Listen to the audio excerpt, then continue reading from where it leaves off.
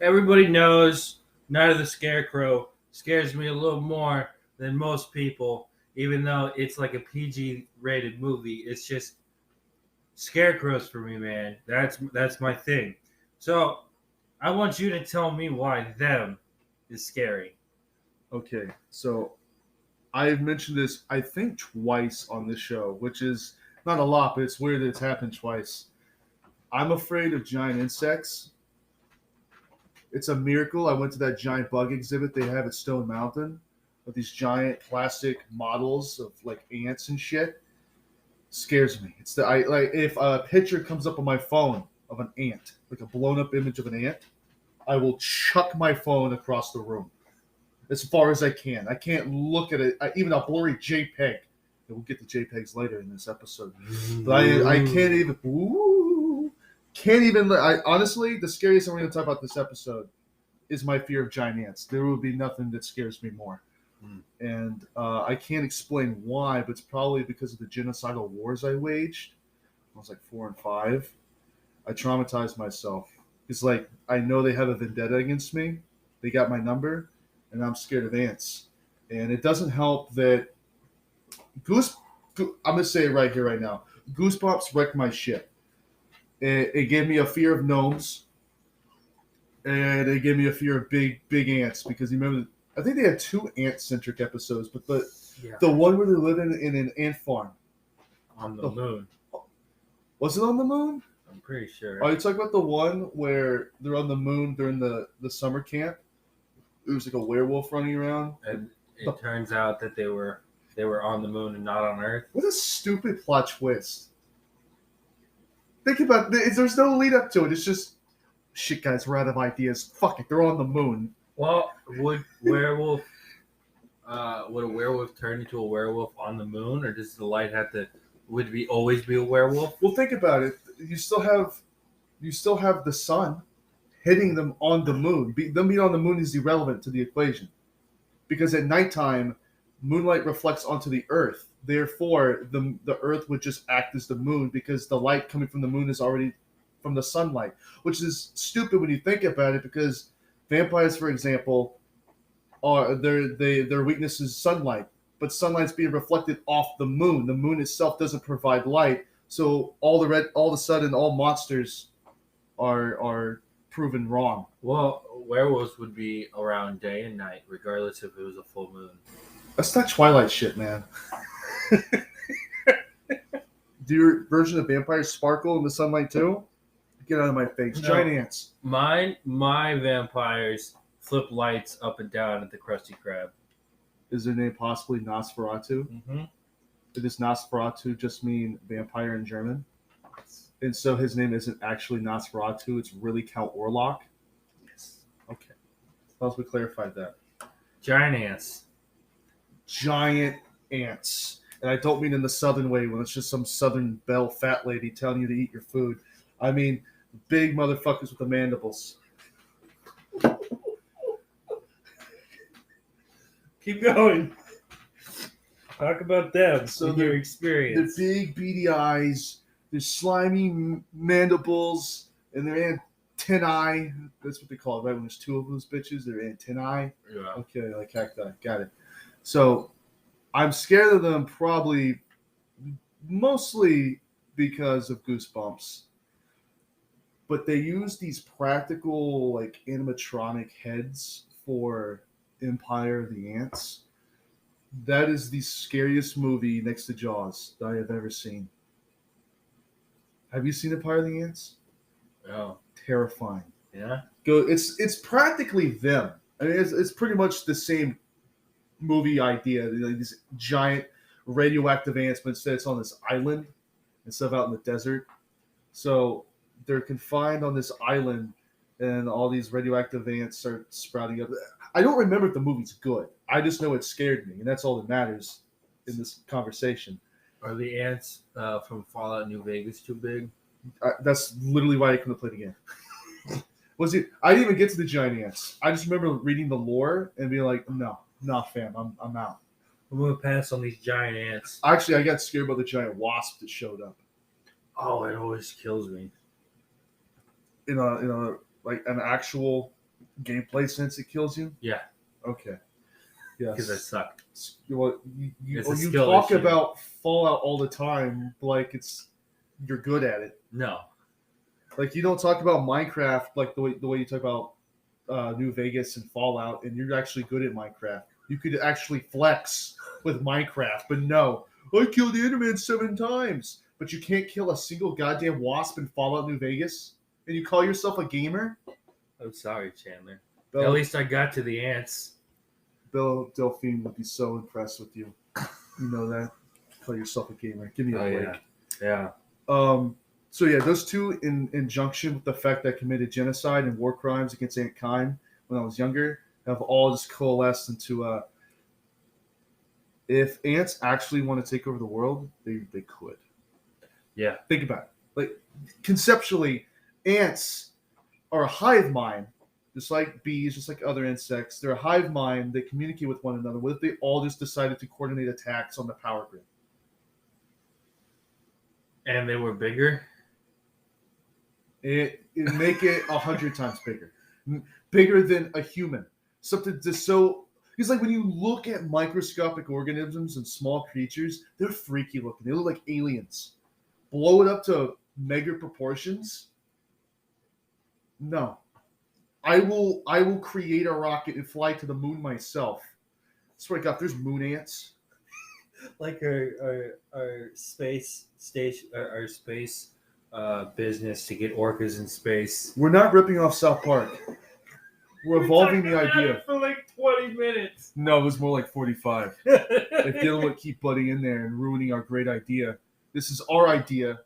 We're taking you to court if you start putting orca whales in spacesuits. That's our idea. All we were trying to figure out is if the oxygen tank would be on the mouth or the blowhole or both. And you were just like, it just needs to be underwater. So you said put a straw in its blowhole. No, I said put an entire jug of water. Like the one in offices where you have conversations with your coworkers. Yeah. Let's get a whole water jug. cooler. Oh, yeah, one of those. Get the whole water cooler. And the whole thing and just dump it into the blowhole. And then, like, put a respirator on its mouth, like a whale-sized respirator, and just shoot that bitch up into space. That way he's got oxygen and water.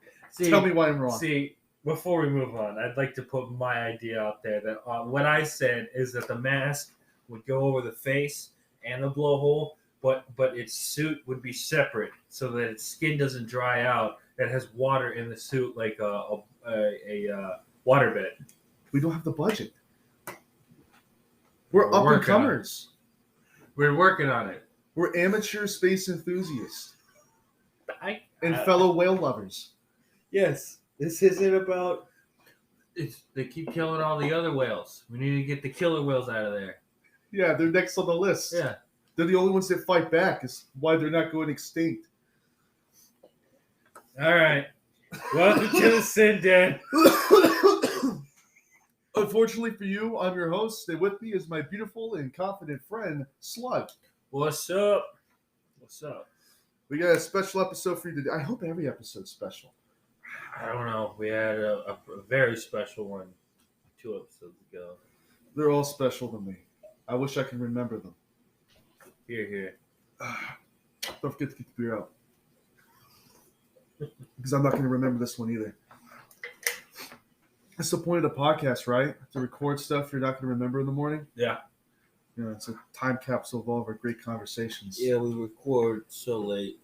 What time is it now? Almost 11. Nice. Got a little Happy Gilmore in there.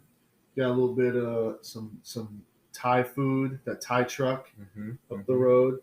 Highly recommend that Thai tea. That shit's bombing. Yeah, it tastes like carrots. It looks like carrots. It's all orange. Anywho, let's actually get into something. Yeah, instead of our just topics. Well, I want folks to know that we have a life outside the 3 topics, and that apparently includes Thai tea and our space program. Now they know us better. Let's get into our fears, our irrational fears. I shared not just my fear of giant ants and your fear of scarecrows, but let's get into the nitty gritty of what is appealing about horror, and why do we find the things we're afraid of scary? Like, get balls deep, fist it all the way deep down in there. Why are you such a big fan of horror? Why is it so important to you? And let's really get in there. The hell was that? Trevor? All right, Trevor found what he was looking for. Now back to real men business. Real top G energy. Are you talking to me? I think I wandered into the wrong meeting. I got coke in my nose and I'm seeing stars. All right. So, Coca-Cola. Damn it, stop it. One rabbit hole at a time. Okay. Okay. Fears. Giant ants. Let me elaborate on my scarecrow so that not all of you see me immediately as a pussy, all right? Elaborate why you are a pussy. Go into deeper detail about why you are one. Okay. It all started. The scarecrow touched you? Were you molested by a farm ornament? Okay. It all started with Batman Begins. I talked about this. It all started with Batman Begins and Chilling Murphy's, Murphy's. I'll correct it later. I love the guy. Don't worry. I love Peaky Blinders. I'm gonna go see the movie. I'll give him all my money. Anyway, the Scarecrow from Batman Begins with the bag over its head was just, for me, being 11, 12. What time did it come out? I believe Batman Begins is 2005. Yeah, so when I inevitably saw it, I think I was around. So yeah, that changes things.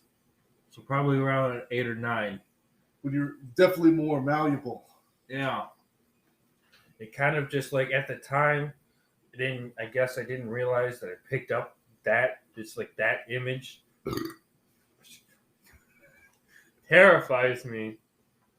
So all the way up until what, like 2 years ago, almost 3, when we went to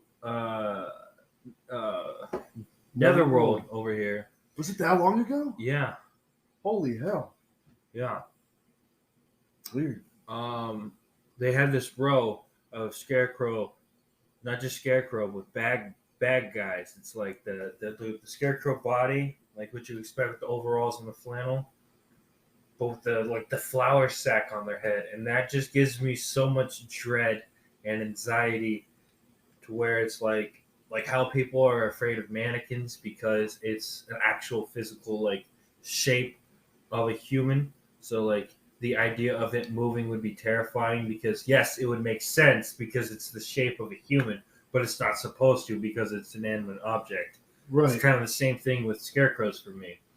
And I guess to double down on the image that I'm trying to get, it's like, yes, Scarecrow from The Wizard of Oz does not scare me. I'm talking Scarecrow that looked like Jason from Part 2. That's the kind of bags over the head. I was hoping you would bring him up, because that's also your favorite Jason design. Yeah, it's one of those things. It's like, just because it scares me doesn't mean that it pushes me away. Scarecrow from DC is my favorite DC villain. And I want to watch movies with scarecrows because it actually scares me. And going back to our topic of fear and why I love horror is because fear, to me, and I think I've said this before, is one of two most human experiences a human can experience, because it's the truest, the most innocent, and most archaic feeling. Ooh, good usage of the word. Now, going to things that resemble something alive, not even necessarily human form, just something that we're familiar with, and then twisting it. And we'll get to something else that does the same thing later on. But to corrupt something that otherwise is innocent and pure and wholesome. I watched Megan. God damn it, Chandler. I'm sorry. I watched Megan last night. I didn't have any wine. I was supposed to watch Mandalorian Season 3 with my mother and get absolutely plastered on a bottle of wine. That did not happen. I hate to tell you. Instead, we just watched Megan. And I smoked cigars. That's all I did. And no, the best part of the movie was not my cigar, believe it or not. Get Cigar House. Hit it up. Ask for Sal. He'll get you the right stuff. But watching Megan, I made a Five Nights at Freddy's reference to my mother. And I showed her Matt Pat's whole explanation and breakdown of the Five Nights at Freddy's timeline. They get her caught up for the big movie. We're so excited for it, unironically. Yeah, the same way we were excited for the banana splits. I have it on. I bought it on DVD, man. I have it on the shelf. I love it. We theorized about that movie. We watched the trailer 30 times. It sat in front of my fireplace for 3 or 4 hours, just talking about our excessive, exorbitant love of banana splits. But it ties in there with Five Nights at Freddy's. And you predicted the script. Immediately. We nailed it. Because we're such big fans. We nailed it. We're such big fans of banana splits that when it's translated into a horror medium, we still know exactly what these characters would do. Even when they become serial killers. It's oh yeah, that's exactly what he would do. Snarky's my boy. I mean, Snarky's just got a heart of gold. But we're not talking about Hanna-Barbera choice.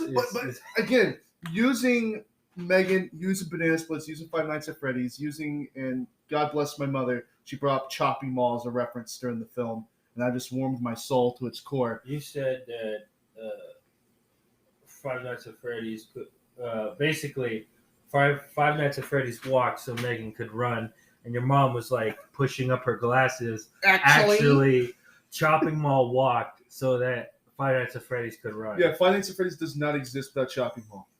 Which I can see where she's coming from, but I'm going to give it to her because it's funny. Not just that, I don't think Chopping Mall exists without Metropolis. So you could say...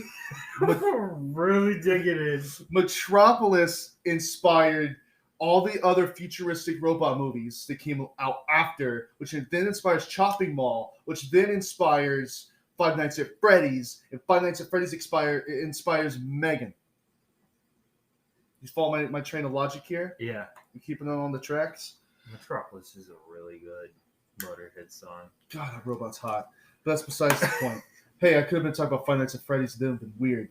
It's okay to call the robot chick from Metropolis hot. That's normal. That's fine. That's sanctioned by the U.S. government.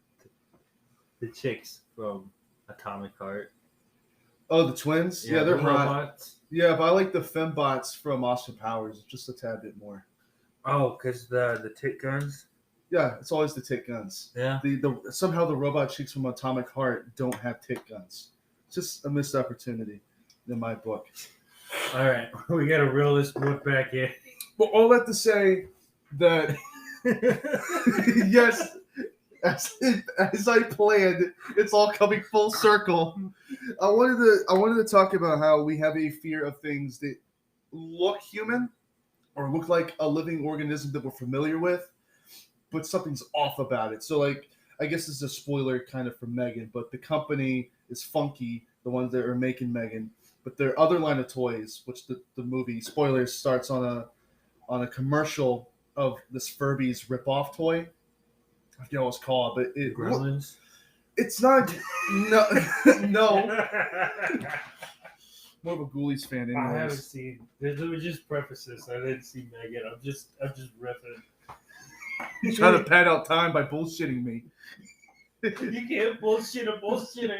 That's why this whole podcast is nothing but bullshit. But look, Furbies, as presented in Megan, it all reminds me of just where we are right now with animatronics and robotics and just are you okay? I'm okay. Just keep going. So yeah, Furbies. Furbies. I was never personally afraid of Furbies, but I see why people were. The thought of something that has eyes and teeth and talks to you, gibberish as it may be, the fact that you could throw that thing in the closet and that not make a peep for 3 months, and then the dead of night in a cold sweat you wake up and hear coming from your closet and lights are flashing, you're like, holy shit, did a portal just open up in my closet? Are demons coming to get me? Is that you, Rick?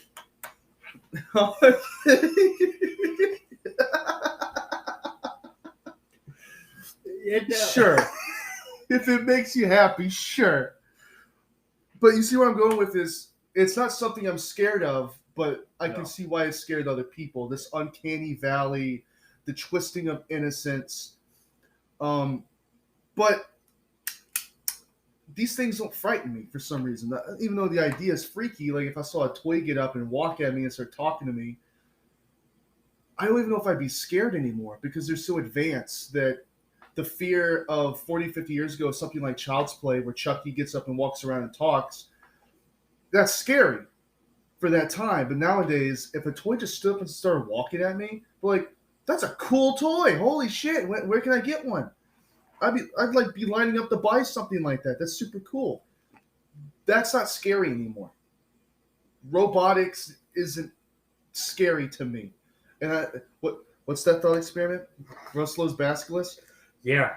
I said it, so now we're all doomed. I'm sorry. Yeah. So Explain it. This is one of those Roscoe's Basilisk?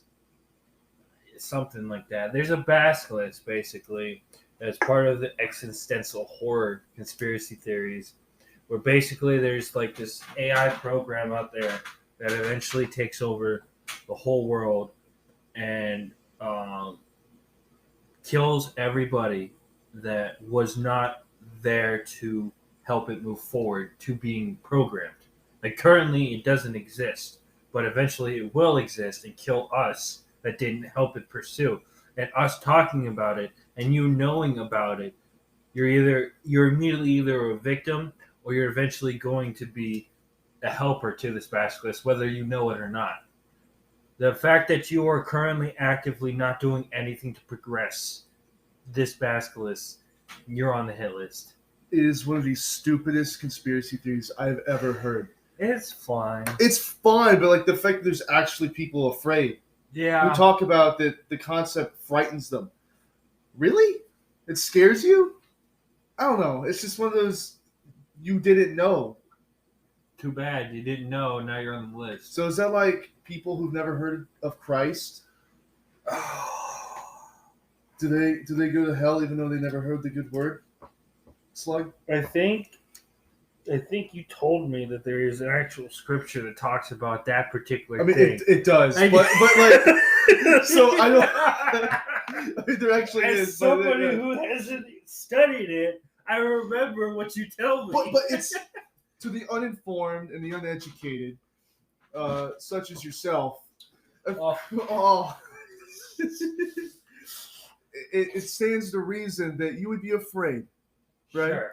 But then you actually sit down and you think about it, and you're like, yes, I really do think that Roscoe's Basilisk and Christianity are very comparable in this metaphor. And I think you're a genius for bringing up the comparison. Thank you, Sasuke. Bring it home for us. I thought you were going to call me Sasuke from Naruto. I'm like, you don't even watch Naruto. But this also brings up the question, why am I even talking about Sasuke? Because I don't watch Naruto either. You watch One Piece. I got to episode 33. I don't even know if I got the Fish Island yet. I'm working on it. He's not going to find the One Piece. That's the scariest thing I can think of. Is The whole Luffy finding the One Piece? Luffy. Luffy. Lucky. See, yeah, Luffy. Luffy. Just put the two dots at the top of the U. Luffy. Luffy. Don't say, why are you saying it like that? Why are you speaking from your diaphragm? Just said Luffy like a normal damn person. Well, you put the dots on it. I think it's German. Well, it's a visual aid. What do we even say? It's a Japanese anime. Are we okay? Russ, so to try and retain some semblance of conversational uniformity, is there a childhood memory you have? I'm gonna play therapist. Is there a childhood memory you have that is special to you or only pertains to you, and you're not sure if other people share the same fears you do? Like something not like scarecrows, but like something deep, deep down in the recesses of your thoughts. When Gladys made fun of the protagonist for being adopted, that hit. Ooh. Well, damn, that's not what I meant. I don't have anything else. I think I'd rather get molested by a scarecrow. Damn. Well, I don't know if I've shared this yet. Have I talked about my fear of Winnie the Pooh? Briefly. Briefly? Yeah, that's why we want to see Blood and Honey.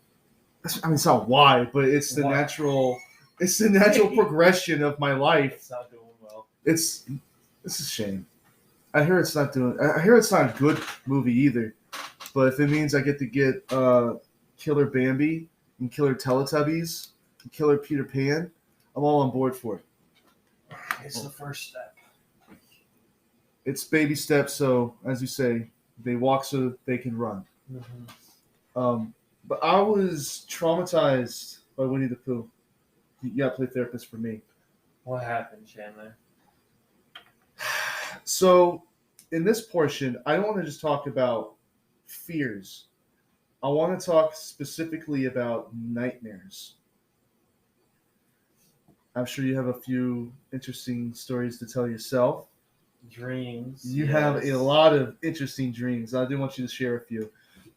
But my most persistent nightmare was my Winnie the Pooh doll that my father had won for me at the fair.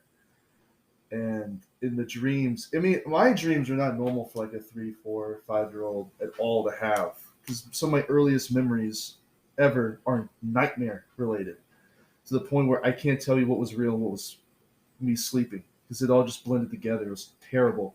And I had a great home life, always did. So it's strange that I had such dark and morbid nightmares like I did.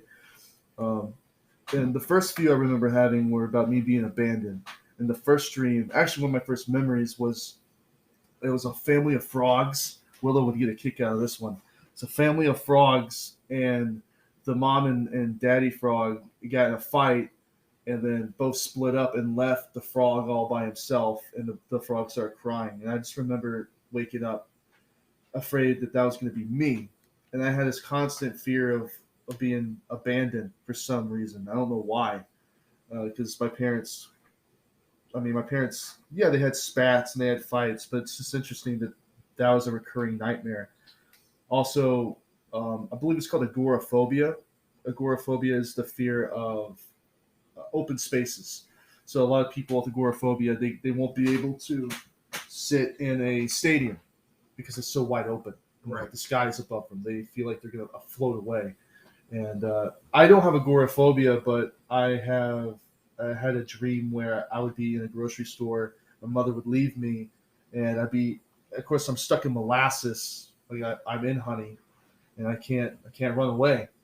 So, but unlike honey, my feet were not plastered to the floor, so I would just like slowly rise up toward the ceiling. And of course, when you're like 2, the ceiling in a Walmart or a Kroger is super high. And I felt the same way about Bass Pro Shop. It was my favorite store, but I was always terrified of the stuffed bear, because even though it's like 12 feet, I'm 2, so it's more like 28. You know what I mean? Right. So I was always scared of big open places because I thought I'd float toward the ceiling. Even being outside was scary because I thought a gust of wind would carry me away like I was nothing. So all these weird, flimsy feelings of isolationism and abandonment and just being small and helpless was a persistent feeling I had even in my waking life. But the most interesting dreams are the ones that had Winnie the Pooh in them, because that's when shit got canon. See, I had an overarching narrative that played out through all the different dreams. I want to call it like a dream cinematic universe spearheaded by Winnie the Pooh, but it kind of was. So every dream would kind of flow into the next. There was this ongoing narrative of me fighting against the forces of evil, except I'm not like Ash Williams and I'm actually cool. I'm just a kid, and I'm surrounded by evil things happening all around me that often involve people I love getting seriously maimed. And for a 2-year to have dreams of people's bodies getting ripped apart and like family members dying, I think I said this last episode that my parents showed me horror movies, and there was no negative lasting effects. And then I talked about childhood trauma in which I saw all my family members getting murdered by my toys. Yeah. By my toys that they got me. And as time went on, I kept having these dreams just over and over and over again. Some of them, there'd be sequel dreams, which you've had before, where you have a dream a few years ago, and then you have a dream that suddenly picks right where I left off. Stuff like that. I'm going to tell you one dream I had with Winnie the Pooh. And just remember, this is the last one I ever had, and it was over the longest period of time. So maybe around 2007, this is right after I moved from my first childhood home. So this is where all my dreams take place. Even now, I still have dreams that go back to my original neighborhood. It's almost like you can never leave. But this is around the 2007 era, right before we moved. And the last dream I had was it was me in my house, and it's dark. It's not stormy. Very rarely is it storming outside. It's just a dark, cool summer night, as it oftentimes is, and no clouds, just stars. Not a creepy environment, just a normal night in the house. But I'm there alone, as usual. My parents aren't there. It's quiet, no creaks, nothing off-putting whatsoever. Just sitting there in the house at night, and a dread comes over me. I can hear my own heartbeat. There's no other sound, so of course the sound of my heart is amplified in my head. Just and I'm like, usually in these scenarios, when you hear a heartbeat, that means something scary is about to happen. So I'm just sitting there in dread of what's going to happen, and all of a sudden I see these three guys appear at the end of my hallway, but I'm not scared of them. It's almost like they're having their own dream, and our dreams like blended together because they looked equally confused as I was. They're like, "Who are you?" And they're older than me, like teenagers, and I'm of course like 6 or 7 years old. And they're like, "How the hell did we get here? Where are we?" And I'm trying to explain to them, "You're in the wrong dream, motherfucker." Essentially, it's like you guys are in the wrong place because I've had these dreams before. I know what's about to happen. You don't want to be here. And so like, okay, let's team up and try to play it safe. Let's just team up and work together. And so we went to my parents' bedroom and locked the door and tried to barricade it, but then shadows appeared outside the bedroom window trying to break in. And then finally they bust through the glass and we have to open up the barricade. And we're like, we gotta go. And as we're running, it sounds silly to say it out loud, but I saw the Winnie the Pooh plush. Now, of course, he's only about 3 feet tall, but because I'm so little in my dream, he's my height, which feels really big at the time. So he's at the foot of the hallway, and this is just when my dad gets home from work and opens the door. And Winnie the Pooh jumps on him, pins him down to the ground, and starts like almost like a one of those phantoms from Harry Potter. I can't the Dementors. Yeah, it's like a Dementor, just like sucking the life out of my dad. We're gonna get James on the podcast. Does he actually like Harry Potter? Yeah, James likes Harry Potter. Oh, Cousin James.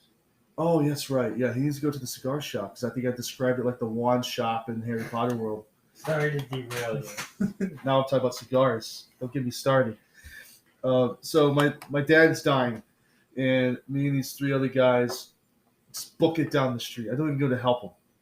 It's bizarre, but I always feel helpless, and everyone in the dream is helpless. It's just I've been through this too many times to even try and help. It's just futile. This always ends up the same way. So we just keep running down the street, and because they're bigger and they're older than me, they're getting way farther than me, and I trip and fall, and all of a sudden, just like I was talking about the honey on the floor, it's like you can't move. This is how fast you try to run. It's like the hallway or the street rather in this scenario just keeps getting longer and farther away. So I'm just pinned down in this one place, and the sky turns a blood red. And the sky starts cracking open, and then there's these tendrils coming out of the sky, and the whole world, it's like Chicken Little, the sky's falling. And it's very apocalyptic. And Winnie the Pooh catches up to me, and he does this really weird thing, right? Where you're distracting me. Is that my cigar? No. Where's my cigar? Oh, it's outside. I haven't finished it yet. So he catches up to me, and instead of doing the usual jumping on me and like sucking my life force out, he's like, "What are you running from? What are you scared of?" I'm like, "I'm scared of you because you always want to hurt me and hurt the people I love." It's like, "I never tried to hurt you. You were never the target. Why is this about you? I was never after you. I'm after everyone around you because I am you." And then this angelic light starts bursting forth from my Winnie the Pooh doll, and he transforms into me. And he's like, "All these years, you were so scared of me, and I was just you the entire time. You've been trying to run from yourself, but you can never get away. And that's why everyone around you got hurt, but you never did. See, you were never the hero of this story trying to save the day. You were the bad guy the whole time." And this is right when I'm going to first grade. And the school I went to was for bad kids. This is a trend in my life. I seem to go to places for bad kids. But I was terrible in preschool. In the middle of VeggieTales, trying to murder a kid with a Play-Doh roller. How do you even kill somebody with a Play-Doh roller? But damn, I sure tried. I wasn't great. And so in first grade, the school I went to, I swear, they had a jail cell for kids, like for first graders, for bad kids. And they had a literal jail cell with padding and everything. Like it was a mental asylum. It was crazy to think it back on. But yeah, a kid started mouthing off to the teacher, throw him in the cell, throw him in the hole. 30 days. Just boom, throw him in there. And okay, maybe that's a bit hyperbolic, but it was more like 3 minutes. But until the kid calmed down, they would stay in this jail cell. And after this dream, I just started connecting dots, and I realized all these nightmares I've been having were me trying to tell me to be better. It was pointing out a flaw in me that I needed to correct because I'm hurting everyone else around me by my behavior. So after this dream, I never had a single one again. And I never misbehaved in class again, for the most part. There was that time I threw that carton of milk down the hallway and it hit like 10 different people. That was pretty funny. You said that dream happened in 07? Roughly. You bashed a kid's face in 15. Yeah. 15, 16. Wow, you're good. I had to look. I regressed. You had a relapse. I regressed into my more primal state of nature. I had to normally keep it all inside. Sometimes you just gotta deal with the bully. Sometimes you need Winnie the Pooh to transform into you and tell you that you're wrong and that you need to fix your life. Amen, brother.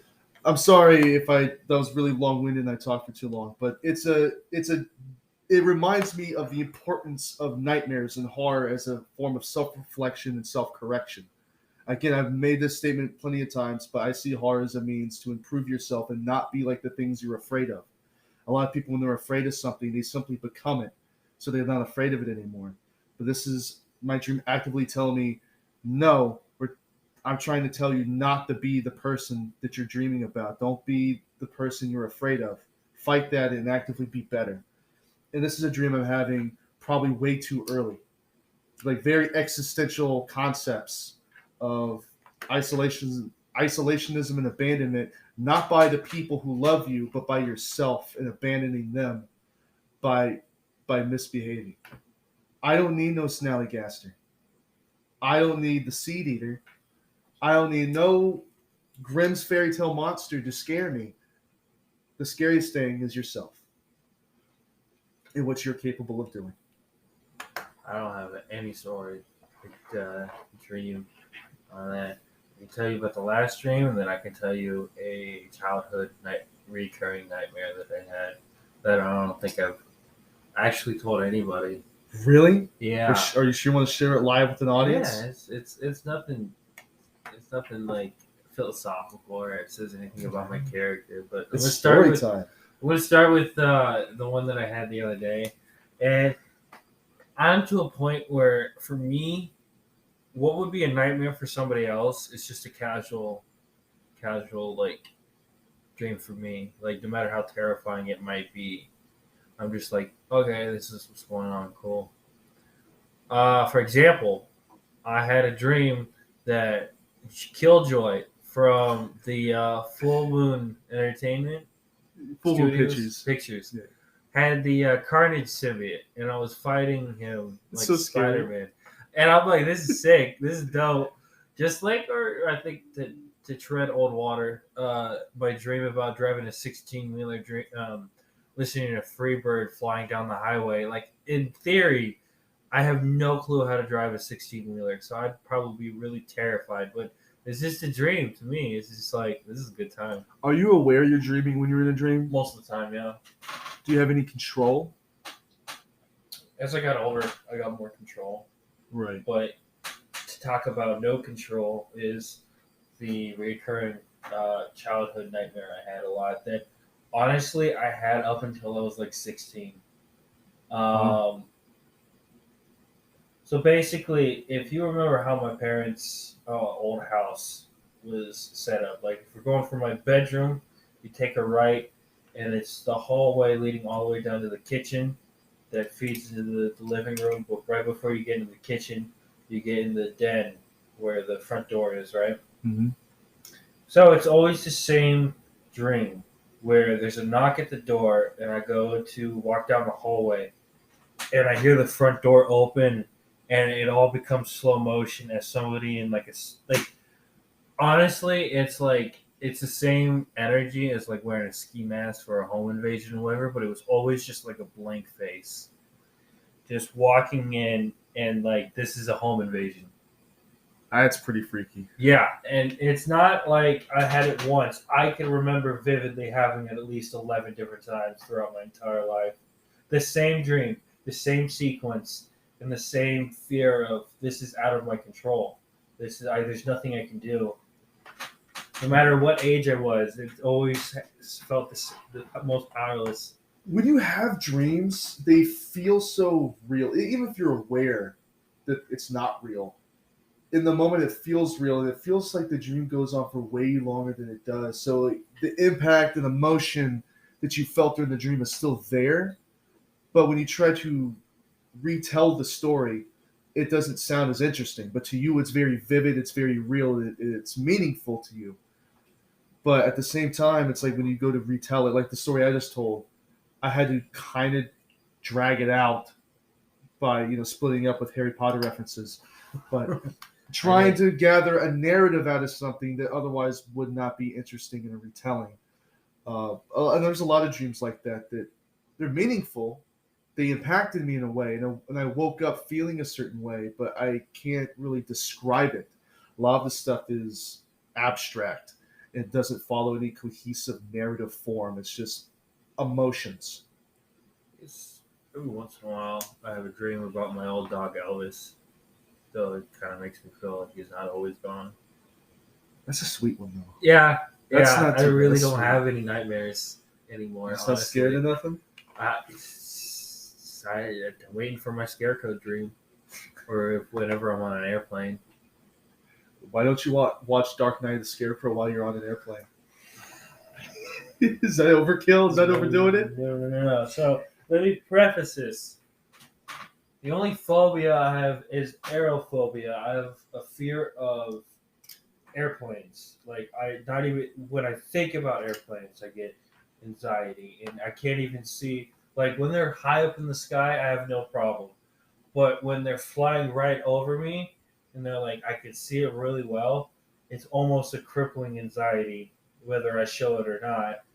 And it kind of really sucks because we live right next to a private airport. Right.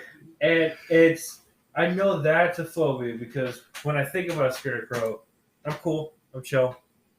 But when I see a scarecrow, it's a little different. So to me, I think a phobia is something that even if you just think about it, is crippling. That's just pure dread and fear. An irrational one at that, too. Now, planes make sense because planes, they go up, and what goes up must come down. But what if it comes down the wrong way? See, I'm not afraid of being on an airplane. Then again, I've never been on one, so I'll tell you when that happens. I'm surprised you're not, considering that you've seen a plane crash right in front of you. I did, Yeah. and I don't want to downplay it because people did die in that crash, but it was I can't say it. I'm gonna say it. It was kind of Don't do it, It was Joker. like people died. It's a tragedy. I'm really sorry if this offends anybody. But I saw a plane crash right in front of me. I'm sorry. It was just kind of like a moment of, oh yeah, this stuff happens. Like crazy shit can just happen right in front of you. It's a wake up call of, yeah, a plane could just fall out of the sky. Just like how in Final Destination 2, what is stopping the logs on the log truck from just coming off? My mom's terrified of that scene, and I make sure to play Highway to Hell every time she's behind a log truck. Am I the bad guy? Yes. Okay, good. I guess I actually learned nothing from my childhood traumas. Speaking of which, Childhood trauma. Courage the Cowardly Dog. were you actually scared of Courage when you were younger? Was it something that scared you? No, it was one of those things that it was like, this is scary, just not to me. This is why I love this. There's somebody out there who's going to be scared of this monster or that monster. The only one that scared me when I was little, not scary, just uncomfortable, was the Mask episode. Not for the reason that the parents got upset and got the show goddamn canceled, but more so I could tell at a young age that it was a very abusive relationship between the two characters, and that made me very uncomfortable. But I understood that this is a real situation that I'm supposed to get something from. But Right. it's like, don't be that guy, and be supportive of people who are genuine good people, regardless of who they are.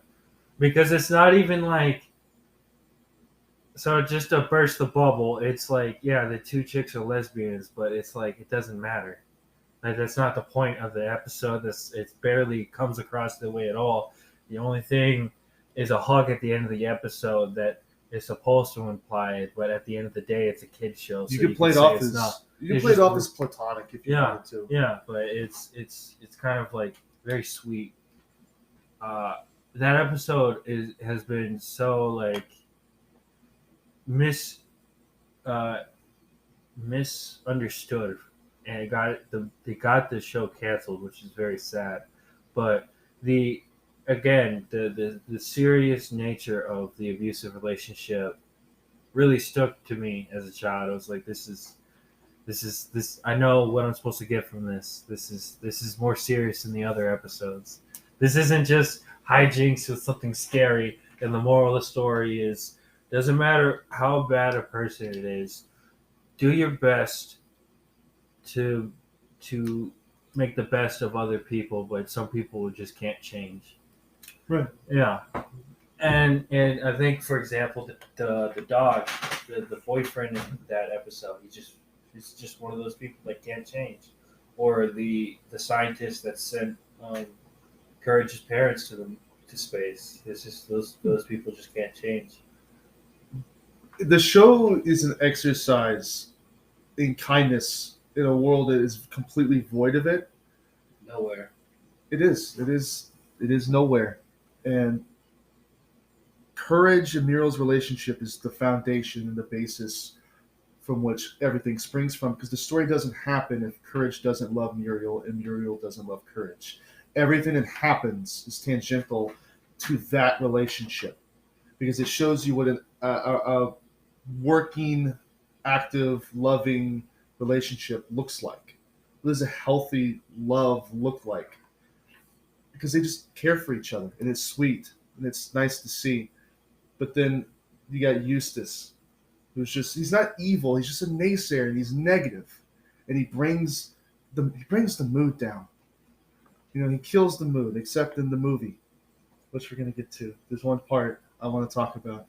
That's what I wanted to talk about. Oh, that's what you want to talk about? Yes, sir. Well, we'll talk about it in a sec.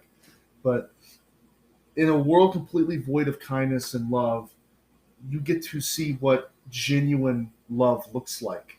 And even though Eustace isn't bad. He's still negative. And then you have the monsters, and they all lack support and love. And what happens to somebody who goes without love? And sometimes courage shows them that, and that to me that's the true courage. Courage to show someone love when they don't reciprocate it and show you that in turn. So it's all about how kindness can change people, and not like in a My Little Pony way.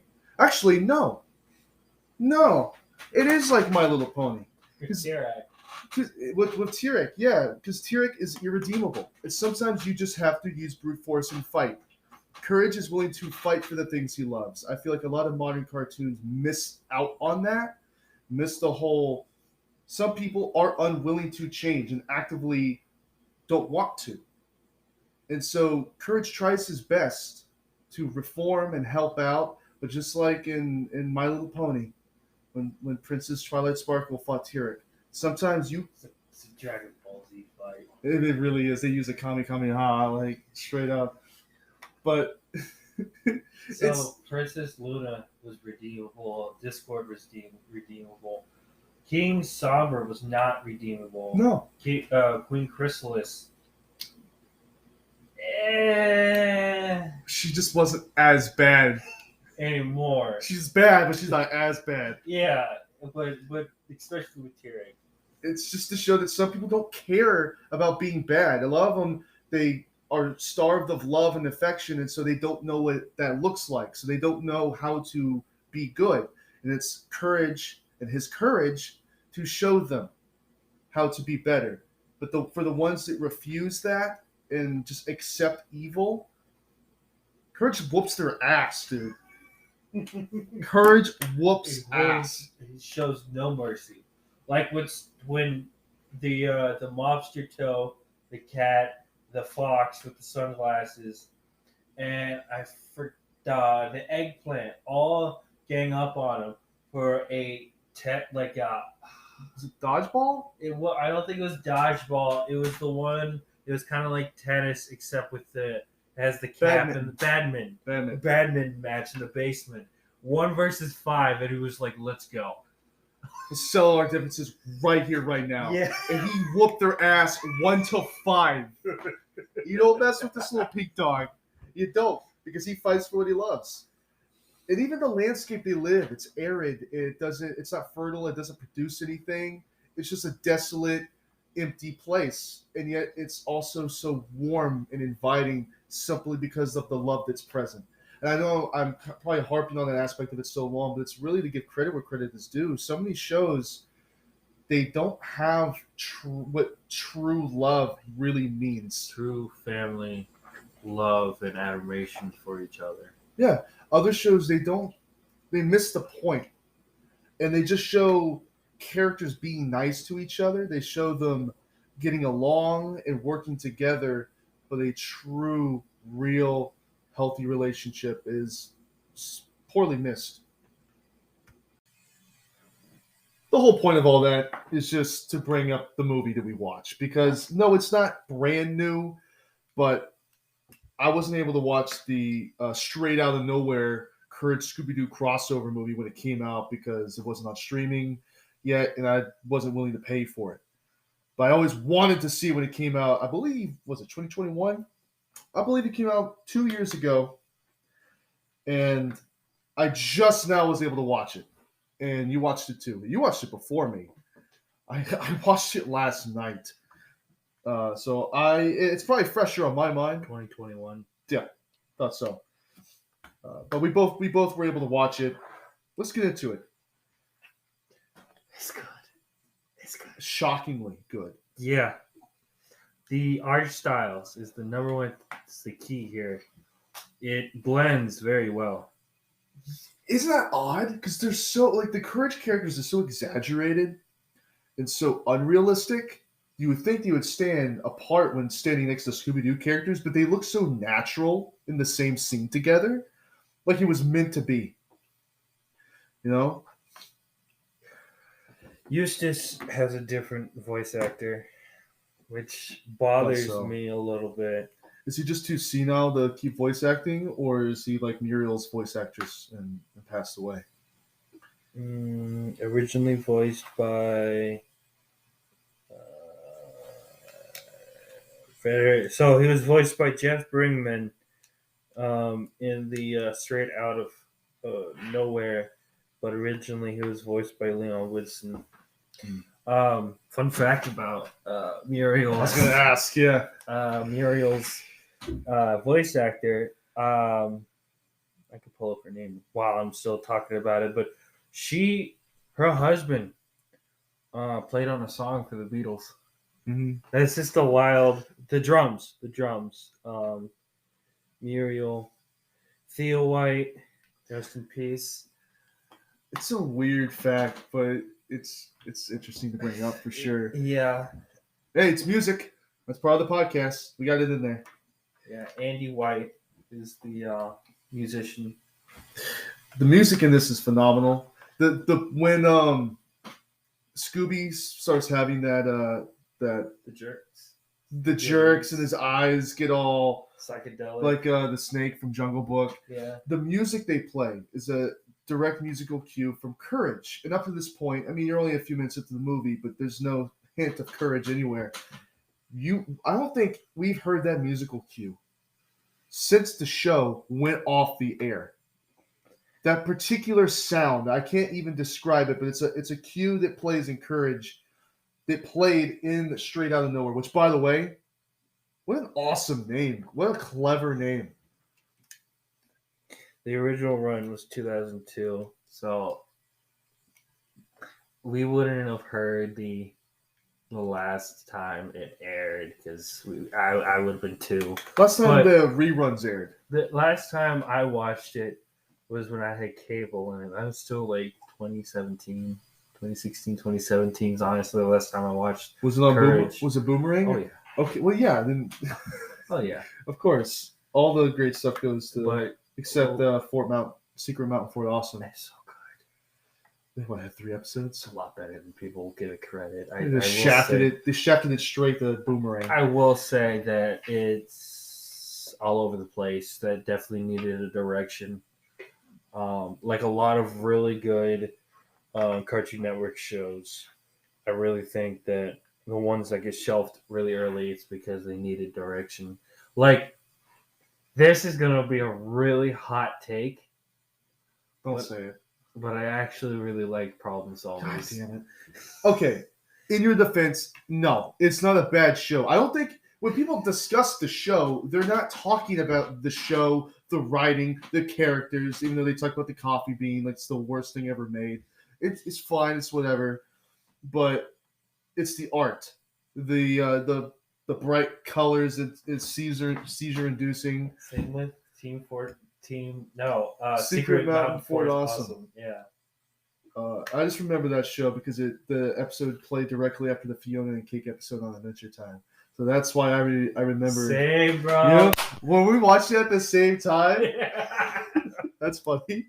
We never talked about that. No, I did that same exact Very, thing. very rarely can we have these moments of we were doing the same thing at the same time and didn't even know it. Except the other day when we were binge watching Kirby stuff. Ant Dude. What a weird coincidence. We're both watching videos on Kirby on the same. I don't even play Kirby. I don't even have a Nintendo console. You have a Switch. Oh shit, I do have a Switch. I just play pinball on it. I have Smash downloaded and I don't even play it. I literally play pinball. And it makes me pay for other pinball machines. So I'm literally playing Mary Shelley's Frankenstein from the 90s movie, the pinball machine cabinet, just for that on repeat. Oh my god. Deep cut after deep cut, bro. Go any deeper, we're going to reach the bone. So back on target, Courage the Cowardly Dog. So Straight Outta Nowhere, first off, I do want to talk about the title. I really loved it. It's such a good title. It's an easy title to make, but it reminds me of Crash Bandicoot 4. It's About Time. So Crash 4 is called It's About Time because the game itself is about time travel, but it's also like it's been so long since the third game that it's about time. This is playing on that. The show takes place in nowhere, So it makes so much sense to call it Straight Outta Nowhere because this crossover really is. There was no lead up, no marketing. They dropped the trailer in the movie almost the same day. It was like immediate, straight out of nowhere, Scooby Doo Courage. And what an awesome crossover. You couldn't have done it better. Even right out the gate with the title track with the Game of Life playing. Beautiful. Cover. It's a great cover. I love the original song. And that when that played, it got me so excited. And it brought me right back to the early days of Cartoon Network. The nostalgia was just washing over me. I felt like I was getting waterboarded by memories. The whole time watching it, I was like the Leonardo DiCaprio meme where he's pointing at the TV. I'm like, that's it. That's the big toe. That's the tablet. That's the mask. That's the mattress. Especially in the museum. Yes. It was just reference after reference after reference. And it never felt like fan service, even though it absolutely was. Yes. It felt like this is a natural part of the plot. Uh-oh. I will say that it's a little canon issue that the tablet is at the mayor's house in the museum. Because the whole thing was that it was supposed to be returned to the mummy. But I'm not going to let that destroy a good time. Speaking of tablets, but not the return the slam, the scene with Courage's computer. And flirting with Velma's tablet. Like before any chemistry was brought up between the two. I'm like, the second that tablet came on and started talking in Velma's voice, I'm like, the way Courage's computer already talks is so snarky and like uncomfortably sexual in the way he talks already. So having the voice come from the tablet, I'm like, they're gonna start flirting. And immediately they started flirting. Are you two fucking?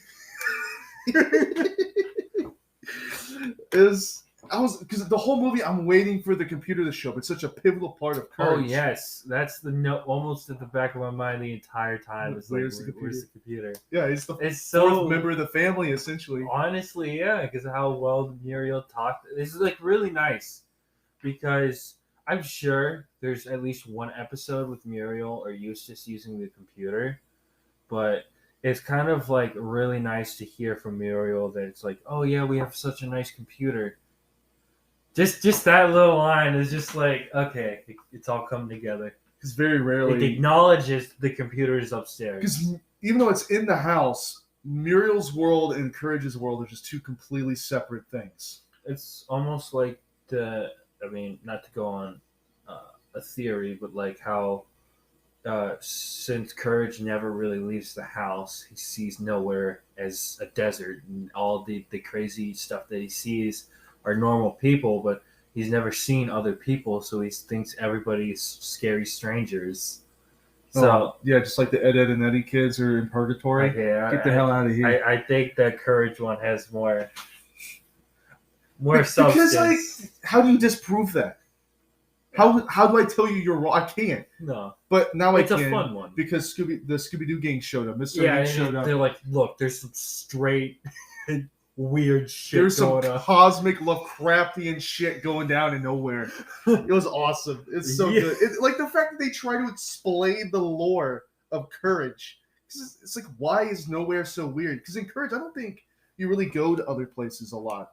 It's always in the desert or in nowhere. Nowhere is a very small town when they actually go into the town of Nowhere, and the people could correct us. Eventually, somebody will make a comment on anything saying that, oh, they did actually go to the mayor's house. But as far as I remember, there was no actual the mayor's house with this museum and everything.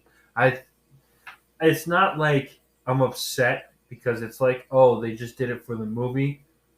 This makes the movie awesome. That it's like, oh my god, this part of we're getting Courage lore in a Scooby-Doo movie. Finally. It feels more like a Courage movie than it does feel like Scooby-Doo feels tacked on. Do you disagree? Or do you think it's a good balance? It's a good blend.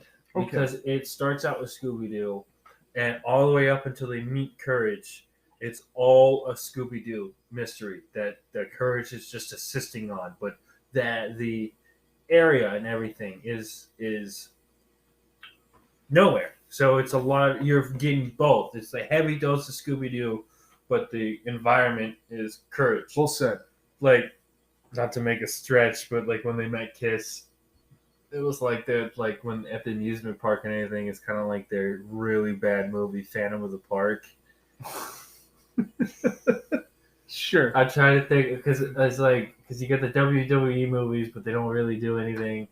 I'm trying to think of another crossover episode off the top of my head that's kind of like it's a Scooby Doo movie that takes place in. Was there ever a Scooby Doo crossover with Batman that took place in Gotham? Because they had crossovers with Batman and Robin, the Adam West version. Yeah. I don't know if it was ever in Gotham or not. I don't think it was. But as a crossover, this is probably, I'm going to say it's the definitive Scooby-Doo crossover.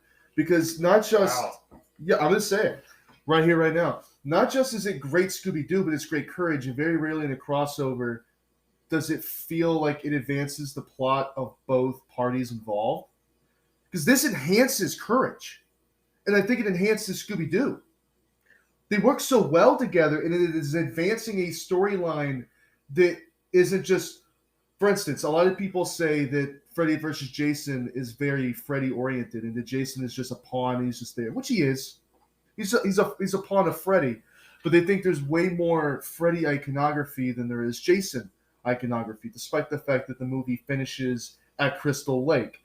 Personally, I think it's a great blend, but it's an example of people thinking that the crossover is one-sided. This leans heavily into both sides equally.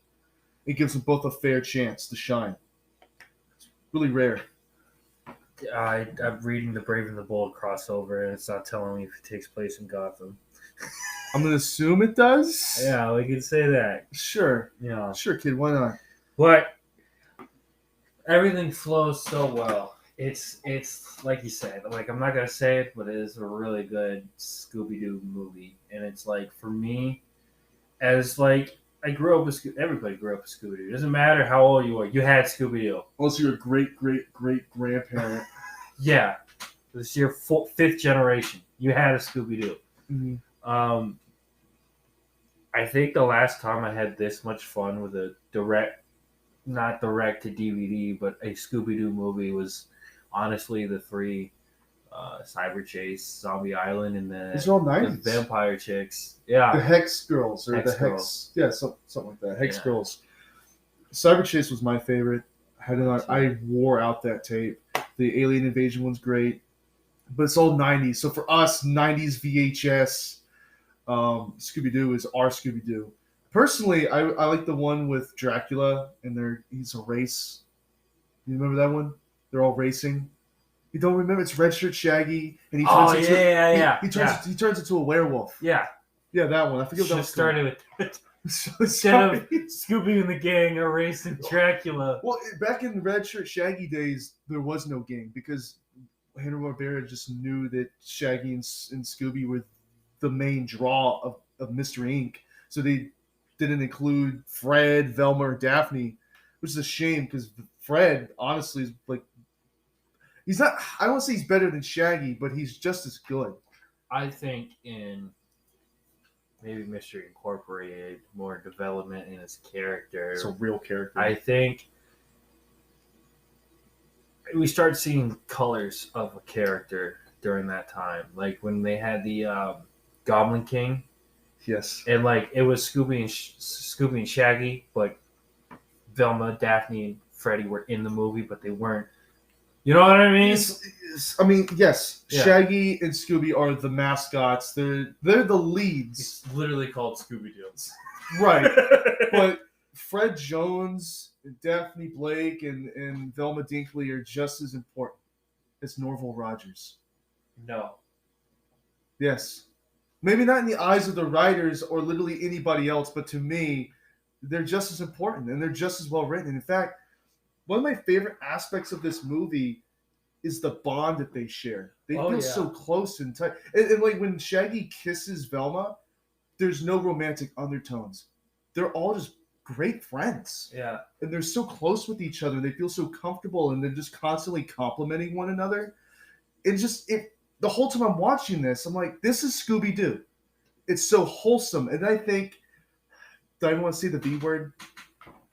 I think about that Mindy Kaling show that we're not gonna discuss. But it bothers me that something like that bastardizes these legacy characters, because you see how they actually are when they're written well. And it's so hard to mess them up. They're such simple characters. How do you mess them up? And somehow people do. I'm like, no. Like when they were trying to write out Velma and replace her with hot dog water. I don't think that's a deep cut. This Mystery Inc. probably. It's the most well known for this generation. Yeah. Most people have seen it. I think that was the last one I like show I watched, because I didn't watch Be Cool Scooby Doo. I watched a few episodes of it, and it's not bad, but it goes back to the problem solvers issue, where it's just the art style throws people off. The show itself is fine. It's not offensive. It doesn't bastardize the characters like the V show does, but this is Scooby Doo. And yes, it's a crossover movie with Courage, but to get both characters so right. There's one character, though, I don't think is done exactly how he was written in the original show. Let's talk about Eustace Bagg and his Straight Out of Compton. Straight Outta Nowhere rap. It's like it's in character, but that's not what he would do. It's such a weird thing to say, but that's exactly how. How can it be in character and out of character at the same time? Because he's rapping about money, which he's always been super greedy because he grew up poor. But then he's rapping, and I'm like, but he's a country bumpkin farmer from like the 1920s, still driving around a Model Dust T. Bowl. Yeah, Dust Bowl era. I mean, the whole show kind of takes place in the 30s. And then, feels like it. And then Scooby Doo is, even though they're using tablets and phones and stuff, it feels like it's in the 70s. But then again, Courage has the dial-up computer, so who knows? It's one of those shows they're just timeless pieces of media that they exist in any. Because they go to like a 50s bar, like 50s diner. I forget what it's called, but they go there often, even in the Supernatural crossover. You know what? Okay. The Courage one's still my favorite, but a very close second is the Supernatural crossover episode. It's very good. I don't watch Supernatural. I think I know what you're talking about. Have you seen it? No. I think I know what you're talking about. If you watch these, I know you. If you watch, I hope I know you. I think I know you. I've seen a good bit of Supernatural because of some exes. Okay. Yeah. If you were to watch any episode of Supernatural, this is the one you would watch. As a fan of Scooby-Doo, it's amazing how, like, even when it gets super meta and starts deconstructing the characters as pieces of fiction, they still feel like themselves. That's how easy they are to replicate. It's a matter of getting original voice actors, because I believe this one had what's his name? Frank Welker, the guy who plays Fred Jones in Scooby. Right. Just sounds on point. His voice is always great. Matthew Lillard is Shaggy. And I'm assuming that's the original voice actresses for Scooby Natural. Yes. Season 13, episode 16 of Supernatural. It's a damn good episode. Frank Welker, Fred Jones, Gary DeLise, Daphne Blake, Matthew Lillard, Shaggy, Kate Miguchi, Velma Dinkley, and the brothers that wants to be Harry so bad. Supernatural's a good show, but I'm not into Supernatural. No, I can say that it's a pretty good show. I know, but when the cartoon characters start outshining their live action counterparts, or should I say, what are the two brothers from Supernatural? Okay, go right back in. Doing the movie timeline thing where I just reference who they are from other things. That's like 80% of his comedy, and it works when you get the reference. God, he makes Sam Wincher and Dean Winchester, Jared Padalecki, and Jensen Alec for Dean Winchester. Mm. That's right, because Jensen Alec also plays Soldier Boy in The Boys. I was making the Harry reference. Yeah, the sorry. remake, that godforsaken remake. Courage Cowardly Dog, Straight Outta Nowhere. Another thing, not to jump ahead, even though I don't know where we are in the plot, if we're even talking about the plot, but the ending with Cat and the duck, LeQuack. it's so perfect, so well written that they're still in character. They're still the people we know and love since our childhood. And the best part is that they're still trying to take the mask off of them, even though it's like, no, these. You just saw giant cicadas. What's the difference between you have a talking dog? Why can't a cat and a duck start talking? Because it's the cat's bipedal and Scooby-Doo is not. It makes a big difference. Courage is bipedal. I don't know, man. He walks around on his back legs. Oh, in the ending, by the way, when they find out that the meteor, I thought was really cool addition to the lore and trying to explain things. But when they're digging for the dark matter meteor, which I know you hate dark matter and the whole concept of it, I thought that's what you were referring to when you told me you had something to talk about. No, it was the Eustace thing. Right. But when they're digging for the dark matter meteor, what an auditory and visual trip that was. It reminds me of my love for animation. This is what animation is all about. When they start showing these bright colors and new animation styles, and then when they're influenced almost like Weird Mageddon style in Gravity Falls, when they start like changing into different shapes and stuff with different animation styles. I'm like, this is what it's all about. It made me so happy. It was so well made. And that poor truck, I felt that. Yeah. When Eustace's truck explodes, that felt like we lost a friend. I was about to lose my shit if he lost his hat to the chair monster. I made a big point about that because that's a big lore issue if he just lets go of the hat that quick. No, you never would. That episode where you realize why it's so important to him. They had an entire episode explaining the importance of this hat. You think they're going to throw that away in a crossover movie with Scooby-Doo? I don't know. Anyone else would have. Things are looking a little rough on the HBO Cartoon Network stuff. I don't think HBO Max is going to exist for much longer. I think they're going to consolidate it with a different Warner Brothers. I think Warner Brothers themselves are going to create a streaming service under the Universal Discovery banner. HBO though, they've given up. It's on borrowed time right now. But you gonna rank the movie? You got anything else you want to say about it? It was really solid. I had a really good time seeing Courage again since God knows when. And Muriel is the same character that we know and love. Just telling Shaggy, it's just a bug deer, and it's like this big, like almost as big as our mic here, almost bigger on the back. They go covering up the entire back, and she's just like shoo with a broom, not like understanding the actual seriousness. The entire movie, she never does. Yeah, which again, it stays in character. Still in character. All of them were in character. It was so great. I was halfway expecting not Cats or LeQuack to be the main villains. I don't even know why it didn't occur to me that they could be the villains. I thought it was going to be Shirley, the Chihuahua medium. The fact that the computer makes an appearance, Cats, LeQuack, a lot of the big hitters are present, but not the gypsy Chihuahua chick. She was in a portrait in the museum. Yeah, but I thought she'd have more of a presence. I thought she was going to be in it. I did. Not just I think she's in it. I thought she was going to be in on it.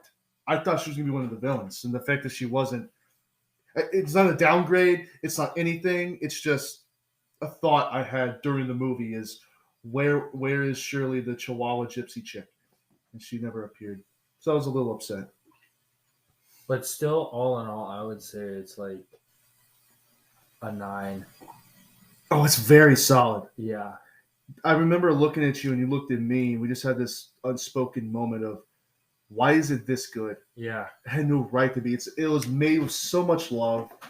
They got the characters so right, and the music of it was so good. A lot of it, I mean, it was mostly just Courage style music playing, Right. like the folky stuff and whatever. But It's a shame that on IMDb they got it at a 6.3 out of 10. undeserved. It really is worth your time and worth watching.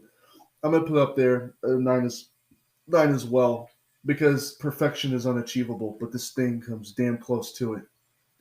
Speaking of the music aspect, this is the part of the show where we transition into talking about music that we've been listening to. You got any recommendations? Any new listening you have? I found a lot of covers of Brown Eyed Girl that I liked, A ska one, a punk one. and a Jimmy Buffett one. The second that played, you're like, oh yeah, it's Jimmy Buffett. Yeah, the steel pan. Yeah, the punk one kind of catches you off guard because it starts like the Van Morrison song. Yeah, That was by who? Lagwagon. Lagwagon. Yeah. That's an awesome cover. Oh, Who did the ska version? Real Big Fish. Real Big Fish. And these are your recommendations if you're a fan of Brown Eyed Girl and Van Morrison? Hell yeah. Awesome. Personally, myself, so, okay, I need to explain. I need to set the scene, set the table, so to speak. My radio hasn't worked in like a year or two in my car, and I've just given up on trying to fix it because every time I turn it on, it has a seizure.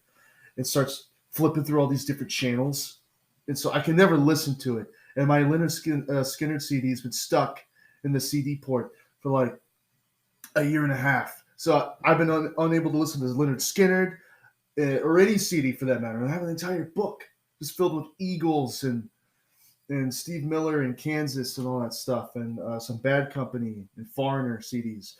Journey?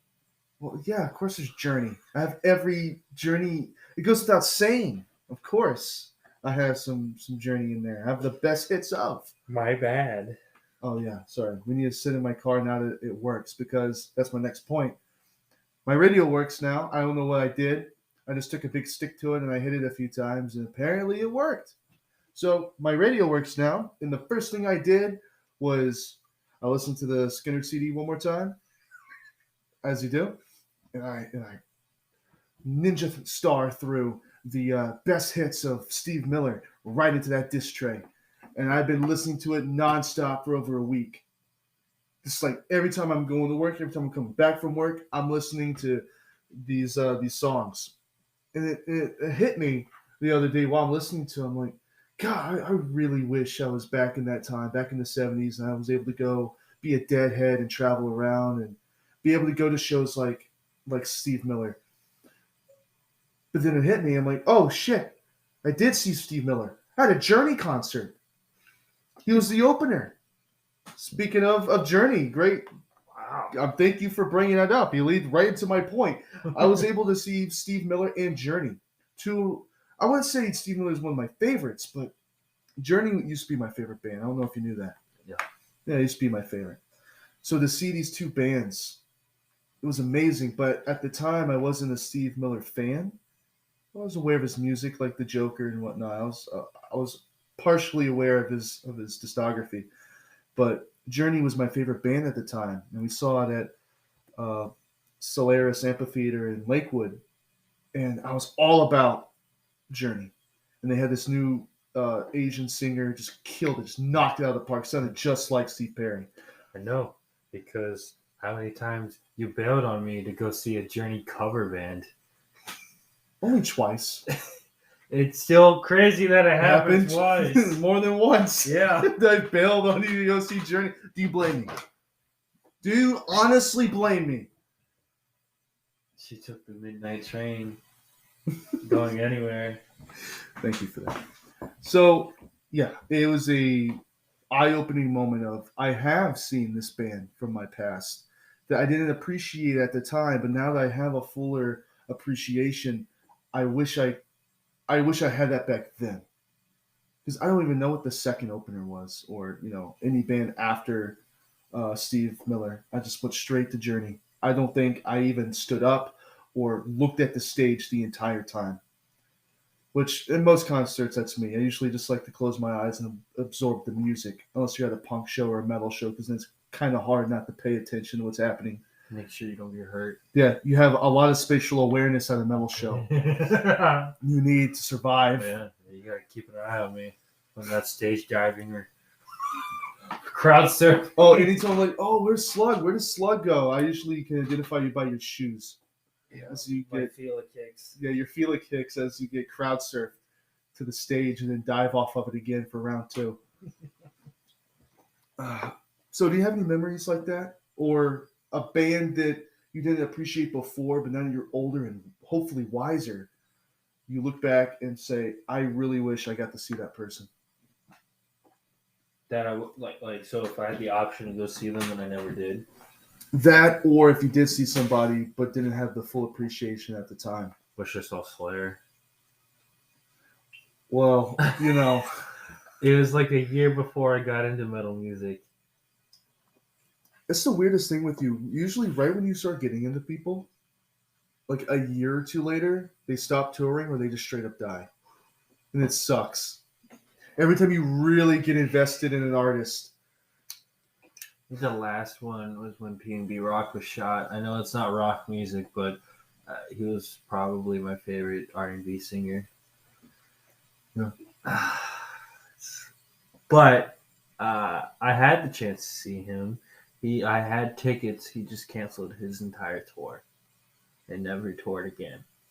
But if there's like 3 shows that I could honestly relive again, it is Kiss, Leonard Skinner, and T-Pain. We have a chance to go see Leonard Skinner. Yeah, especially now. I really want to go because they have ZZ Top over there. Don't get me wrong, Kansas was good. You know, It's not your bread and butter, though. no, You don't like like ZZ rock. Top. Give Well- me some brown sugar. It makes more sense to have ZZ Top open for Leonard Skinner than Kansas. Yeah. You know, they're not operating on the same playing field. No, I love Kansas. I don't know if I love them more than Leonard Skinner. I'm not sure. I can say I love Leonard Skinner more than Kansas. I'm glad the decision's so much easier for you. Yeah, It helps that you don't like prog rock.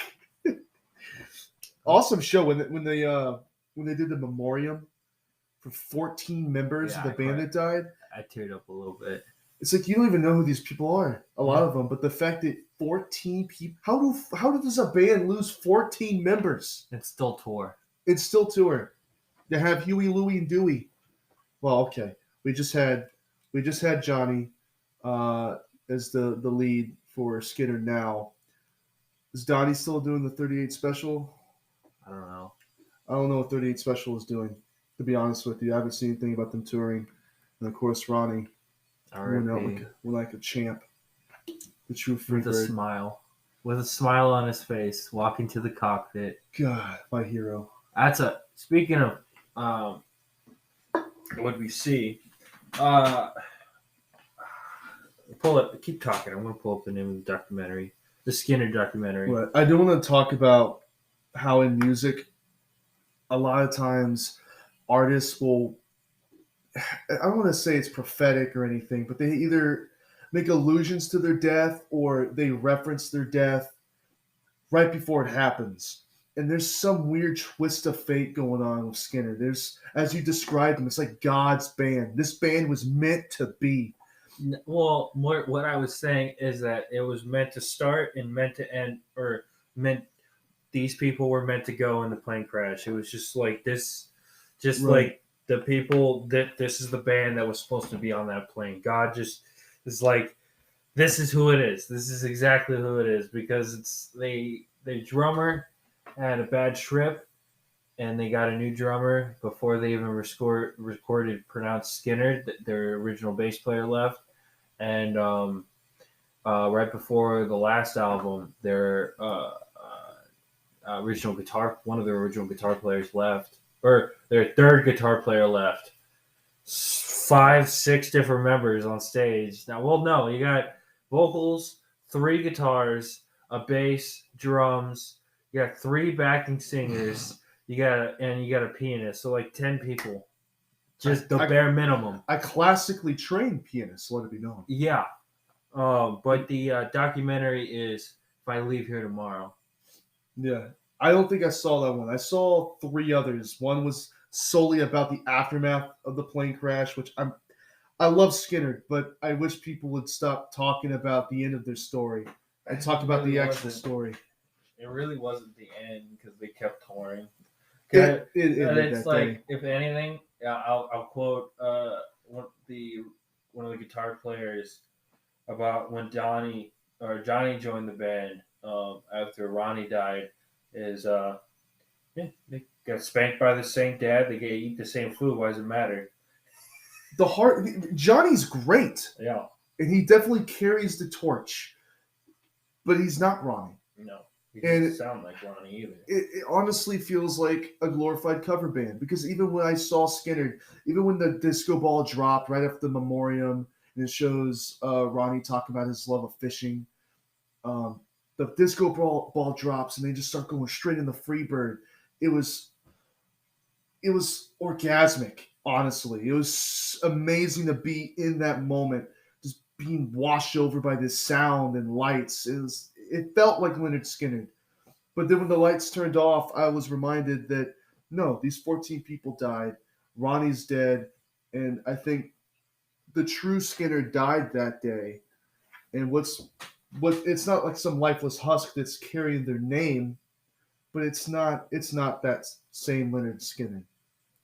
The craziest part about it for me is that they had a Thin Lizzy guitar player playing with them.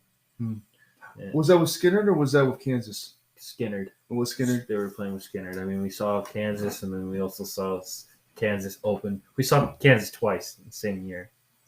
It was the first concert you and me ever went to. And Greg Nicotero was there at a Kansas concert, and you had to stop me from screaming out his name so everyone knew. Because he was trying to play it on the low. You know, he's trying to be on the down low. Yeah. He's in line trying to buy Kansas merch. Right. And my mom comes back and says, "Oh my God, it's Greg Nicotero." And his Walking Dead fans, just horror fans in general, of course, we know who Greg Nicotero is. And we're like, "Do you know who that is?" That's great. And then, like, you literally had to calm me down because I was about to start screaming, "Holy shit, Greg Nicotero is here." You ruined it for him. I didn't want to ruin the Kansas show for him. It's a good thing you stopped me. Thank you. That show could have been ruined. Yeah. At least he for could one be minute. on a podcast talking about you. No. And how much you suck. At least Greg Nicotero is talking about me. That'd be pretty dope. So that was great, but yeah, the whole you see what I'm saying though? Like, it's just weird coincidences around that band. It makes it feel more mythic. It adds to the prophetic nature. Like they somehow knew this was all going to come crashing down, quite literally, with the lightning bolt hitting their guitarist, and then even the flames. Like it just seems like they're marked. The smell. The smelly kind of smell. That smell is such a profound song because it was written about the guitar player that during the recording of the last album with Ronnie, he got a drunk driving accident, and the smell is supposed to be the smell of death, but Ronnie went, not the guitar player. Also, isn't it Steve Tyler's fault that this happened anyways? Well, when you start piecing stuff together, like the fact that Aerosmith sold them that plane that crashed, maybe you want to start pointing fingers. But at this point, if you ask Steven Tyler, why did you sell him the plane that killed him? He's like, we sold him the plane. I don't think he'll remember ever selling Leonard Skinner an airplane. He may not know it, but Aerosmith killed Leonard Skinner. It's their fault. Aerosmith's great too. We've never talked about him yet. Aerosmith is great. We'll get to them too. Dream On. I have a hot take real quick. I think it's better with him older singing it than when it was the studio album. Well, it's more fitting and more relatable to him now than it ever was because he was young. Yeah. He was in his 20s when he was saying Dream On. It's not. It almost reminds me of like when Pink Floyd came out with Time. in their song about how you just waste your days away doing nothing, and then one day, like you hear the starting gun, and how's it go? I forget exactly how it goes, but it's just like you're constantly chasing the sun, and then one day the sun sets, and you're like, where did it go? Just for it to come up behind you again. It's like you can never catch up with your own life.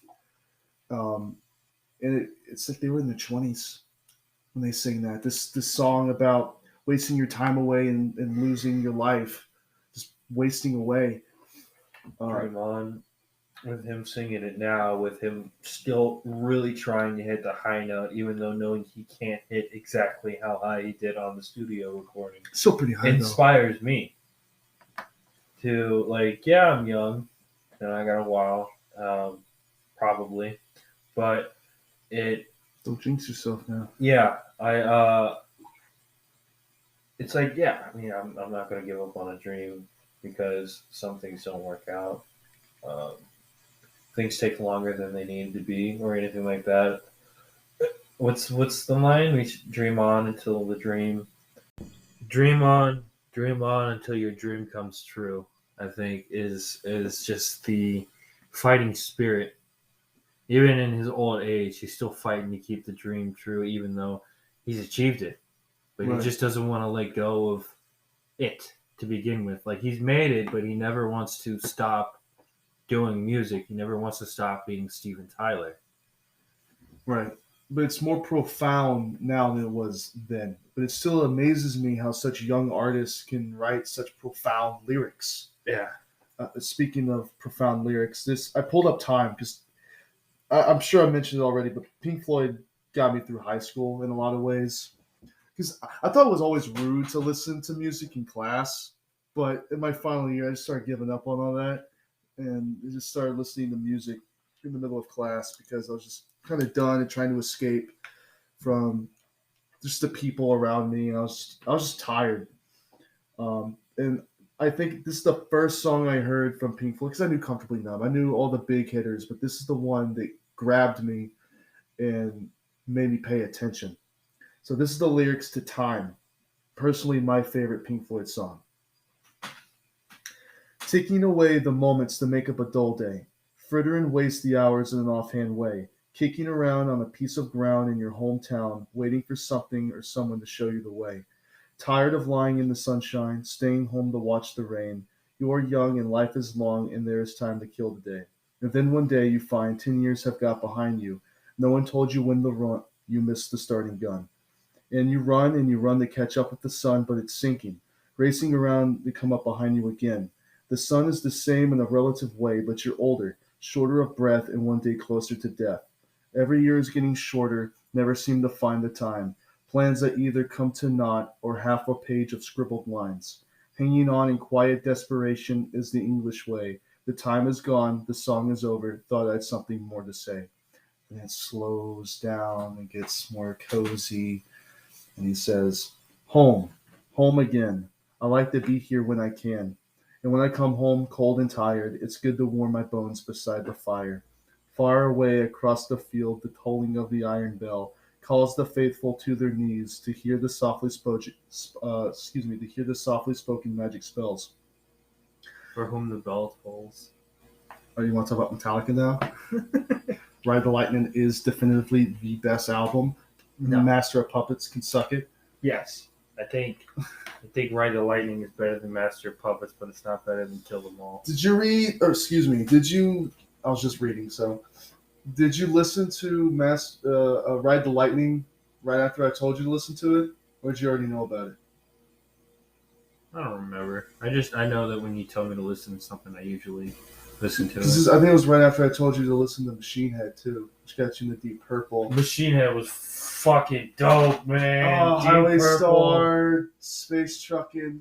Oh, on point. Just to say, the profound lyricism in songs like Dream On or Time. It's amazing that such young people can write something so adult and so human and so universal. It's just really impressive. And it's written like a poem. It's almost like spoken poetry. I had the Dark Side of the Moon album, and I'd read it out loud because it's essentially just spoken word poetry. translated into music. Right. And almost like White Room from Cream was written as a poem that they took and turned into a song. Right.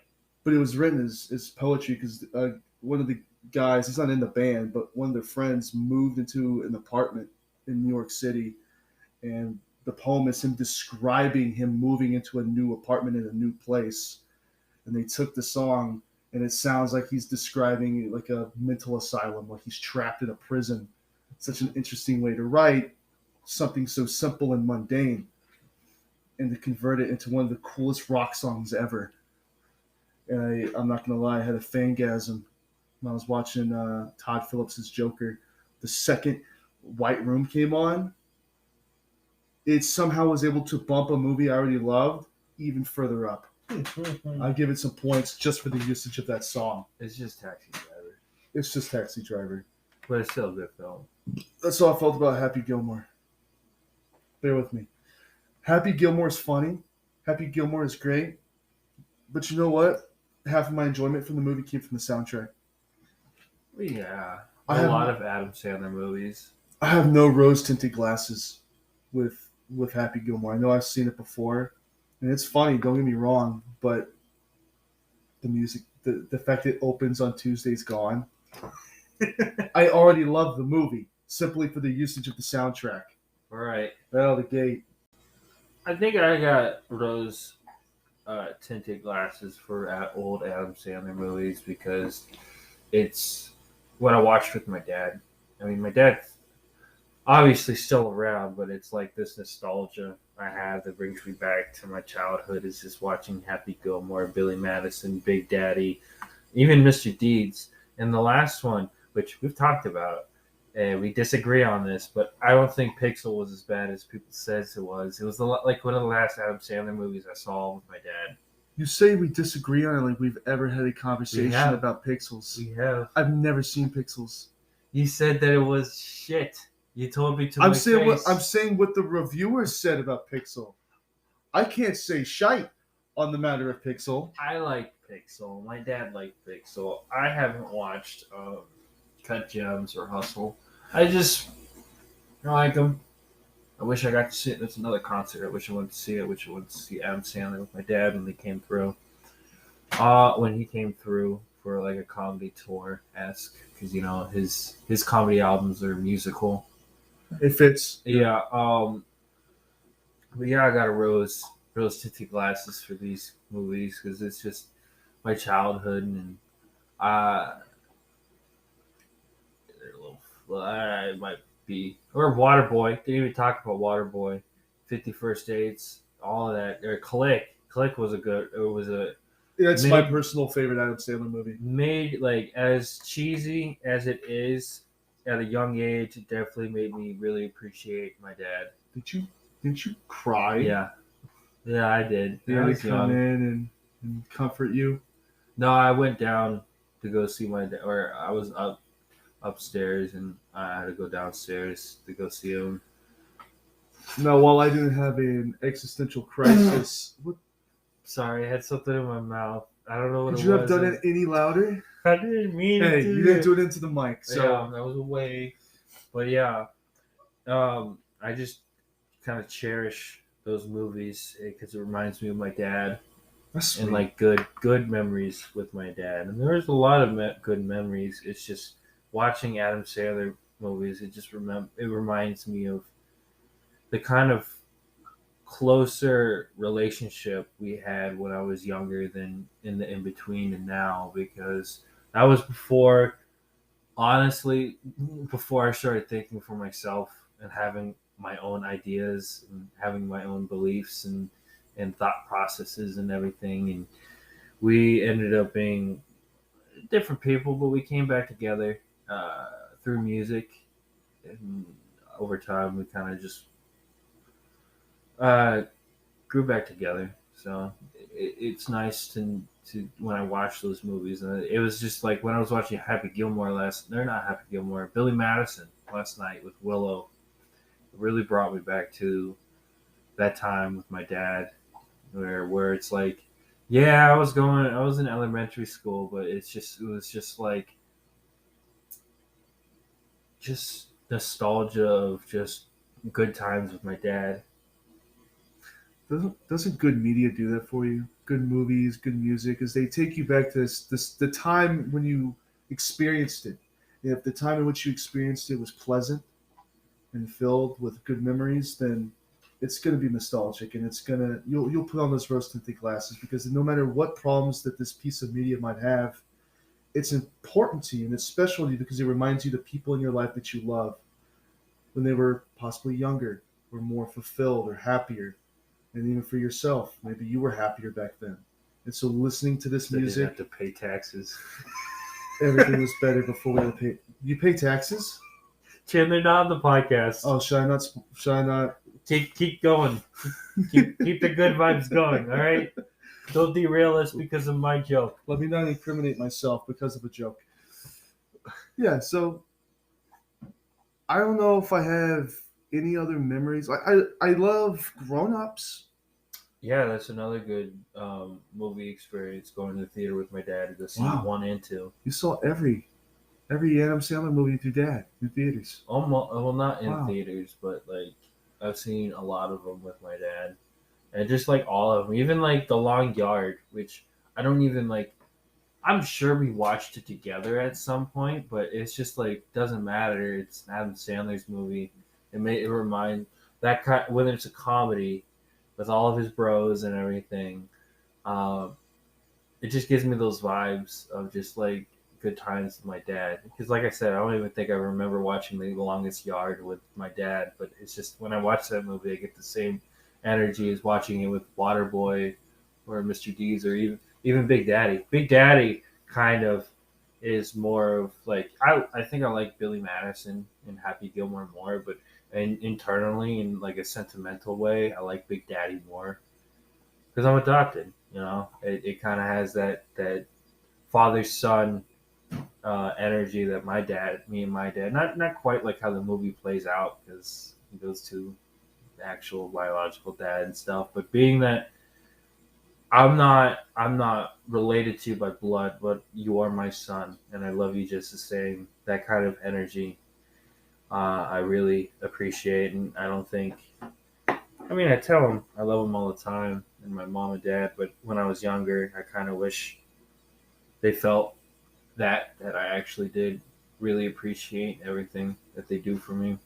And that going back to my joke about Gladys making fun of the protagonist of being adopted, Shell. that was literally like my mom was like, I wasn't crying, I wasn't like upset. I mean, when I first heard it a little bit, but like when I went to go talk to my mom about it, it was like this genuine like one of the very few times that my mom talks to me seriously when I'm not in trouble or anything bad is going on. Kind of this like very kind and very concerned and almost like being a mentor and showing that, you know, that I love you. This is why I'm talking about it. Is yeah, it's just some people just don't see that being right or okay, which was just such a foreign concept to me because it's like, yeah, I knew I was adopted for a long time, and I never saw it as any other. Just like, yeah, my mom sucked, so these people wanted to give me a second chance, and it's just like, what's wrong with that? Giving a kid a second chance, you know, no matter how bad he turns out, you're still giving him a second chance to do good with his life and not be stuck with a mother that, for one, if the kid's going up for adoption, there's a particular situation that's going on that's probably more than likely not great. So to have my mom not go off on like saying these people are terrible thinking this way or that way, it really a good point is like don't get angry because of other people's opinions. Just this is how it is, and like she was like, I'm glad that you don't see it as anything other than a second chance or anything like that. To just appreciate, not so much appreciate, just understand people have opinions that you're not going to agree with, and opinions that are bad takes, very bad takes, not just like, you know, to thinking that adoption is bad, or even to disagreement in politics or religion. There's people have different opinions, and you can't be mad about it. But that's a long tangent and being sentimental and about Adam Sandler movies. But yeah, it's just all those movies just bring me that good vibe of hanging out with my dad. That's what we're saying is the importance of it's stupid. Adam Sandler movies are stupid. They're not great movies, but They take they're you fun. back. They're fun movies. And there are messages. Click is a beautiful message. Yes. Big Daddy. It's, Uncut Gems, maybe not so much. I almost couldn't watch it because of how fast-paced and kinetic the energy was. Yeah. I almost wanted to vomit within 2 seconds of the movie coming on. To absolutely ruin this clip for my parents, I just have to quote the movie, like from the trailer. What made me not want to see the movie? God, I'm gonna come. I would tell my parents to clip it right before there, just like get all this sentimental stuff. They want to, and then just completely cut it. Just cut the episode right there. Do you know who's about to come? No one comes like Zalgo. Zalgo, yeah. Which brings me to the topic for next week's episode. Unfortunately, we don't have time to get to it in this one. Yeah, but we're a spoiler for next week. It's not the full thing we're doing. Oh yeah, we got more in store. Yeah. It's not just Zalgo. We got a plethora, a multitude of other creepypastas. Speaking of creepypastas, I didn't want to derail you earlier, but when you talk about Gravity Falls, I wanted to be like Slenderman was in Gravity Falls. He was. Yeah. And we're going to be talking some creepypastas next episode. We said we would talk about some more, but I also want to introduce a new concept. We have Conspiracy Corner, we have Discourse Correction, and we're going to have Conspiracy Corner today with talking about basketball. We essentially did. Without even trying. That wasn't on the itinerary, but we fit it in there like a square to an oval shaped hole. We got it in there, made it fit. But I want to introduce Creepypasta Workshop. Yeah. If it wasn't apparent, Chandler's more of the writer than me. I did write a creepypasta back in middle school, but I have lost it to time. It's a shame. It's a darn tootin' shame. It was literally like 9 chapters. It was like a complete story and everything. Did you talk to me about wanting to film it? I talked to you about trying to re-remember it, to write it out and everything, and try to develop it more and stuff. But we could talk about it on the creepypasta episode. Oh, we will. But we always talk about, like, I remember the main events, the main bullet points of what happens in the story, but the number one thing that I have trouble writing is filler, getting to point A to point B to the events. That's why I like short form media in terms of like your director material. That's just how you have vision, how you see long form stories. And for me, if I ever wanted to do a directing thing, it would be very short form, short film. Because my stories are like about a page and a half. I like cut short and sweet, just like story horror. Just doesn't take up your time. That was very enjoyable. You can move on to the next thing. I really like short bit horror, and that was my number one struggle with writing.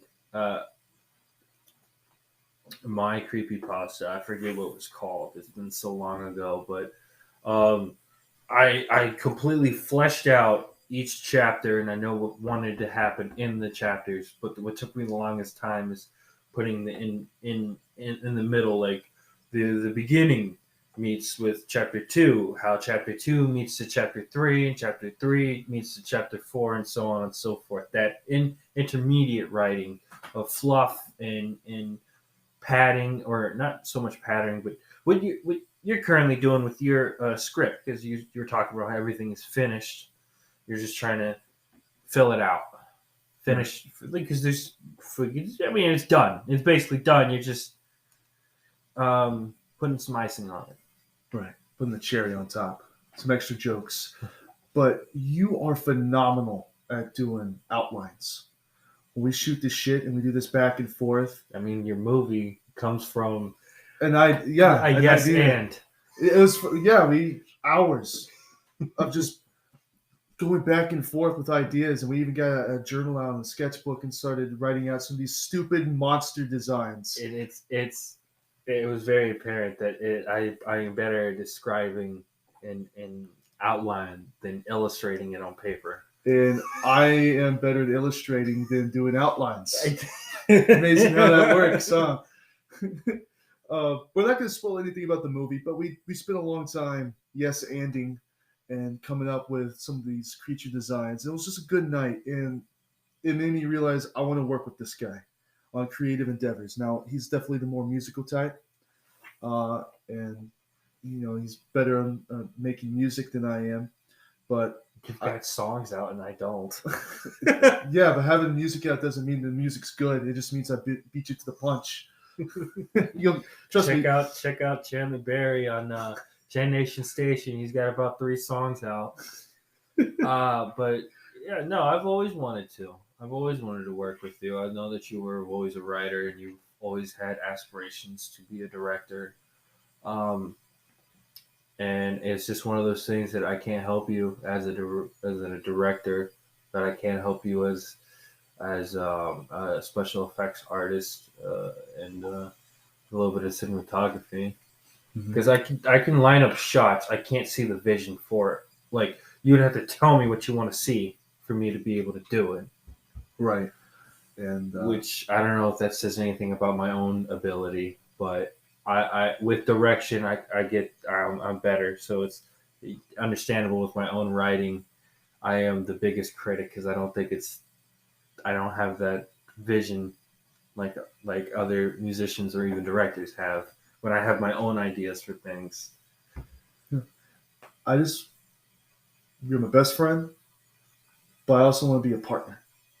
I want us to really work on projects together because you add something I can't, and I can possibly add something that you can't. And that's what good teamwork is all about, is everyone adding something that someone else doesn't have. And so I very much look forward to making movies with you. Hopefully sooner rather than later. We're hoping this summer to start filming. June is what I'm shooting for. Hopefully get some money saved up by then. And you have a lot of money saved up. If you didn't know, our boy, the Big Sauce Daddy, is balling. He's balling. If you just look at his bank account, he's balling. But in actual real life, he doesn't spend a goddamn cent. That's why anything. I have money. Yes. Like, I'm not rich, but I'm also not poor. And it's not because I know what the hell I'm doing. I simply just don't spend money. It's the key. Be a leech. Be a bum. That's my advice to you. And you'll scratch right on by. That's my hardest thing to be. For me, personally. You love to spend money. It's your favorite thing to do. No, being a leech. Oh, yeah. You hate asking for handouts. I hate asking for literally anything, even if it's like, can you pass me the soul? Like, even to the bare minimum of that. You'll get up and go around the table to get the salt. I've done it before. You have, huh? It's because it's like, true mark of a man. If I can do it myself, I don't want anybody else to do it for me. I don't know if it's that selfish or toxic masculinity, but it's like, if I could do it, I'm going to do it. This is why I want you working on the movie. Because I know you'll do it. And you'll gladly get paid for it, right? That's not what we agreed upon. Okay, so all going toward the film's budget? My pay is going towards the budget because I need my makeup department to have a lot of money. Oh, the brunt of it is it's going to be catering. Because we don't have too many people working on the movie. The people who are involved are probably going to want to eat food. Unfortunately, I got to keep them alive so they can finish the movie. Yeah. So catering and special effects is going to be the brunt of the film's budget. You don't have to. I mean, it's a joke, but it's like when 50 Cent showed interest in. He was promoting Vitamin Water, and Vitamin Water thought he was going to come in and talk about being a promoter and everything. So basically, like being a quote unquote paid actor, and he's like, "No, I want stock. I want investments, and I want percentage of sales. I don't want you to pay me to work on your movie. I want distributing percentages. This goes way out of line. Who are you? Who are you to make these demands? Yeah. I honestly thought James was gonna be like that when I approached him. I didn't expect him to be so excited about it and be so willing to be like, yeah, whatever you want. I'm all like, as long as I read a script and my character doesn't say anything too out of pocket, it doesn't get me fired from my high-paying job. Right. Then sure, I'll say anything you want. But I really thought he was gonna be coming at it from a different angle. So it warmed my heart that he's like, I'm excited to work on your film project with you. And thank God I have such great friends who don't want me to pay them. Yeah. Yeah. You want to know how the trick to having money? Still pay people. Don't pay people. It's simple as a pimple. Oh, good stuff. But unpaid labor is what this country was built on. I mean, indentured servitude. If those damn indentured servants would have just done their job and people in Jonestown didn't starve to death, we literally wouldn't have slavery. Think about it. That's a good stopping point. This has been movies, monsters, and music. That's the title. I made it myself. Yeah. You can check Chandler out on Chan Nation Station. You can check Slug out on People Are Strange Band on Instagram. We're still looking for a drummer. Any drummers in the Atlanta area? Lawrenceville, Loganville, Monroe. Lord, he's desperate. Yeah, if you like punk, you like old school metal, give us a message. Please. Also, literally any kind of response on the podcast page. Anything. Tell us we suck. Tell us we should stop. Please. Yeah. Message us telling Slug she needs to lose some weight. Anything. If this was a visual medium, trust me, we would have already had 10 comments. Is that why you're wearing a skeleton shirt? To make you look skinnier than you really are? No, it's because it's laundry day. I didn't have anything else. Speaking of laundry, I've been wearing the same shirt for 2 weeks. Your Leonard Skinner shirt, my boy. Yeah, I try to get it as dirty as possible. I think Ronnie would really be proud. What do you think? He would be proud. Thank you. You said I was trying to be Ronnie earlier. And I don't know where the comparison came from, but as wrong as that comparison is, thank you. You're welcome. It's not trying if you're already there. Peace, fellas. Well, love you. Peace. Next week.